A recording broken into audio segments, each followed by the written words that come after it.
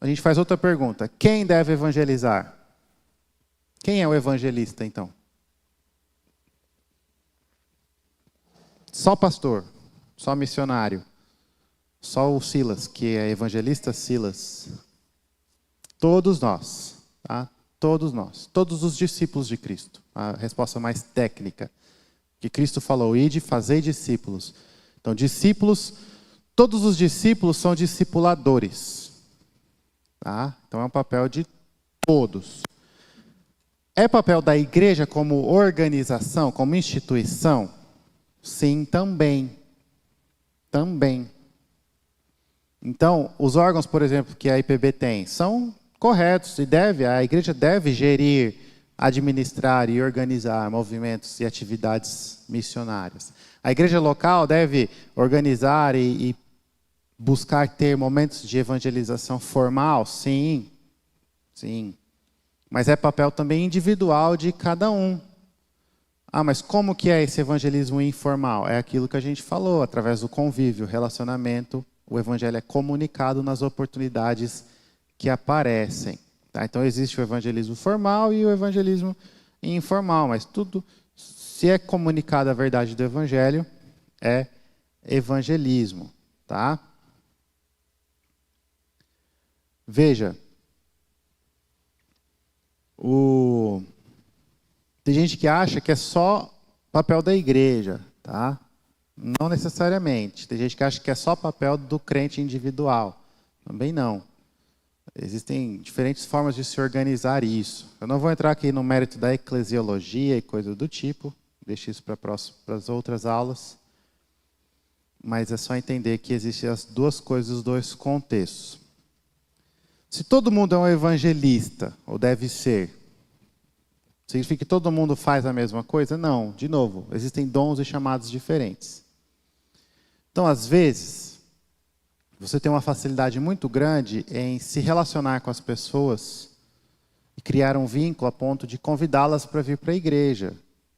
Mas você ainda não consegue expor as verdades do evangelho da forma que deve ser exposta. Acontece, nem todo mundo consegue falar de uma forma clara. É aquela história, eu entendi para mim, eu creio para mim, mas eu não consigo ainda formular. Quer dizer que você deve parar de buscar evangelizar? Não, mas você vai mudar o quê? Vai mudar a sua estratégia. Você vai usar os dons que Deus te dá, enquanto Ele ainda não está te capacitando a também comunicar as verdades do evangelho, você vai indicar bons livros que o evangelho é comunicado, você vai estudar um material junto com a pessoa em que o evangelho é comunicado, você vai chamar uma outra pessoa que talvez tenha dificuldade no relacionamento, mas é muito bom em comunicar essas verdades, para tomar um café os três juntos. Aí assim você ajuda ainda, além do não crente que precisa ouvir o evangelho, você ajuda o crente que precisa se relacionar. E você está criando essas pontes. Cada um é cada um. Tá? Tem gente que vai conseguir servir e fazer as boas ações muito melhor do que outros. Faça isso. Tá? Só que a gente não pode entender os dons de Deus e a facilidade que cada um tem como limitadores. Eu só faço isso. A gente não pode esquecer que Deus santifica e capacita e dá crescimento. E Ele abençoa e Ele sustenta. Então nós temos o papel de evangelizar, de anunciar. E cada um deve buscar fazer dessa forma. Última coisa que eu quero falar é então, para terminar, qual é o papel da igreja. Então a igreja é, em primeiro lugar, evangelista, uma ação social, ou os dois, ou nenhum dos dois. Ontem alguém falou para mim de uma igreja que, se não tem 60% da arrecadação, não é doada para as missões, não é considerada uma igreja missionária. Mas será que a igreja deve ser, em primeiro lugar, uma igreja missionária? Essa é a minha pergunta.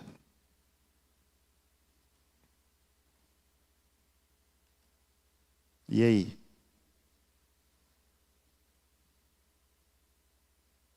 Porque essa é uma crítica muito grande, inclusive para os presbiterianos.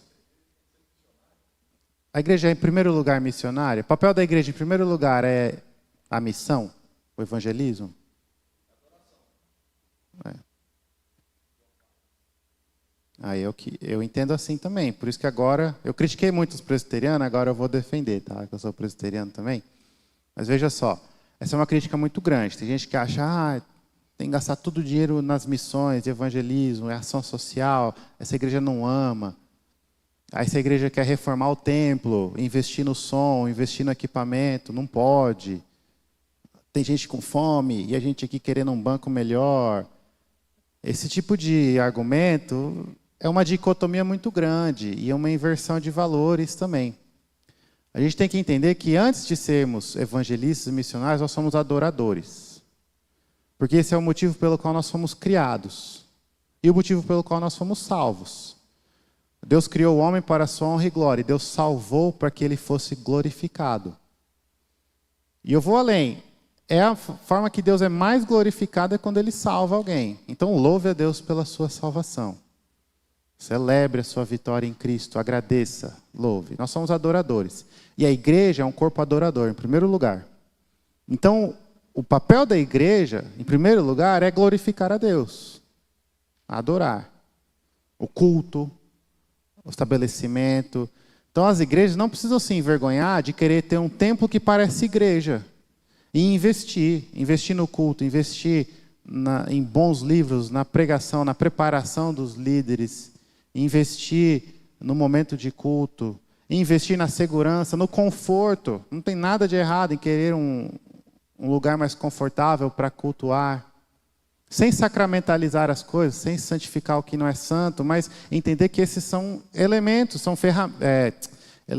instrumentos para a adoração. Um microfone melhor para que a voz do pastor que é irritante irrite menos, não tem problema.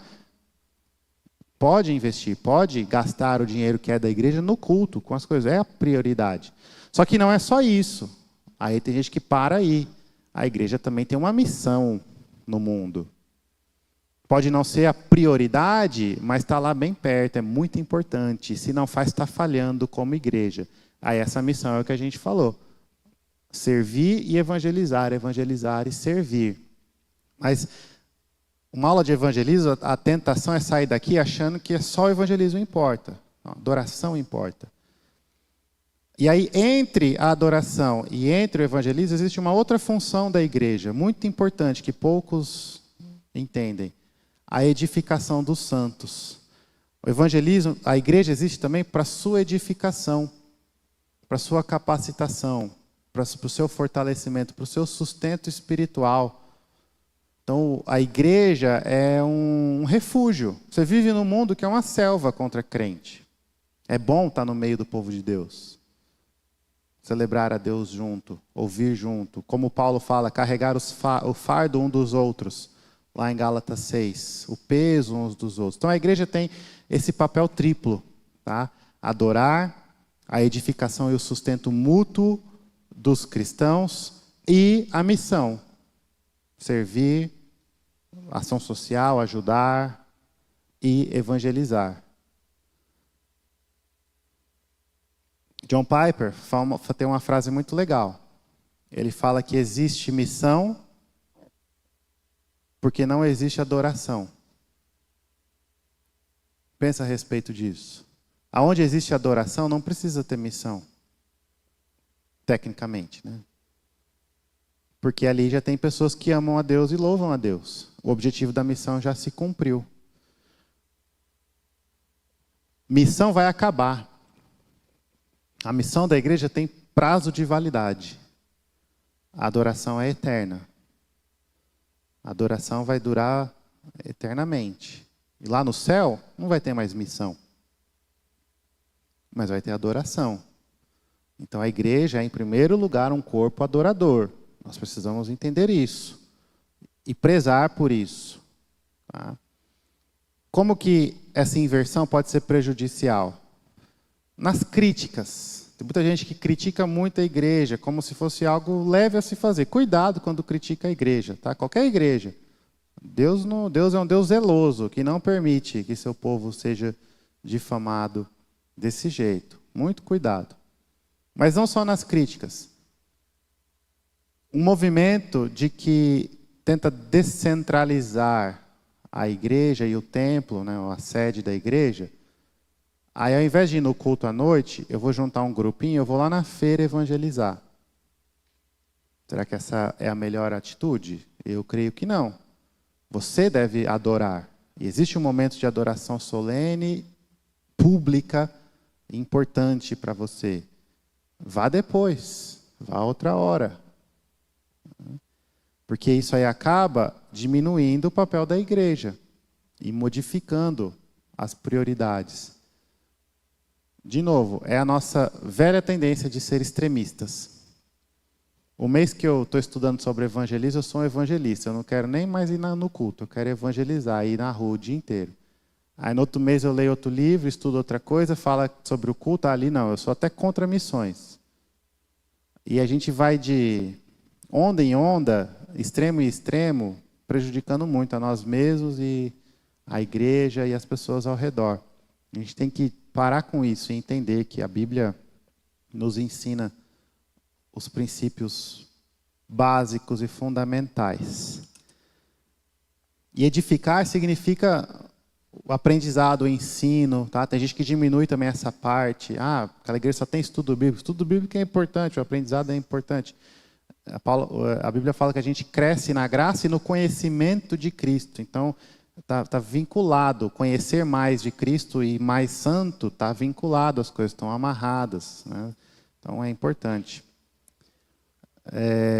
Então, nós não esgotamos tudo que tinha para ser dito, mas eu espero que, pela graça de Deus, nós tenhamos compreendido princípios e fundamentos básicos, tá? E a nossa oração é que nós tenhamos um zelo maior pela evangelização, uma sensibilidade maior para entender as situações e cada momento diferente, e que a gente possa, como Paulo, né, ter uma angústia por almas e se incomodar mesmo pelas pessoas que não conhecem a Cristo, né? Tem uma história, eu não lembro agora o nome do missionário, do evangelista na Inglaterra, perto da época dos puritanos. Eu ouvi isso num sermão, o título do sermão era Angústia por Almas, e o pastor pregava exatamente no texto que Paulo fala que poderia dar a sua salvação em troca da salvação dos judeus. E aí ele contou essa ilustração, ele conta a história de um rapazinho na Inglaterra que estava caminhando com seu pai, um pastor, e de repente, na rua assim, numa passagem cheia de gente caminhando, um monte de gente, o menino sai correndo e entra num beco e começa a chorar de forma desesperada. E aí o pai, o que foi, meu filho? O que foi? O que aconteceu? Aí ele, pai, eu não consigo suportar todos esses passos sem Cristo ao meu redor. Então, talvez a história não seja nem verdade, mas é bonita e nos faz pensar. Pense nisso. Sai de carro. Sai da igreja mesmo, domingo. E olhe, quantos carros sem Cristo, vivendo sem conhecer o que é Deus, o que é o amor de Deus, o que é a graça. No seu trabalho, quantos colegas sem Cristo, quantas almas sem Cristo. Isso com certeza vai nos levar a perceber melhor as oportunidades e a querer mais, buscar oportunidades para falar de Cristo, dar esse zelo. E tudo em oração pela graça de Deus para conseguirmos. Eu abro agora, nós temos ainda alguns minutos, eu acho. Ou não, já acabou.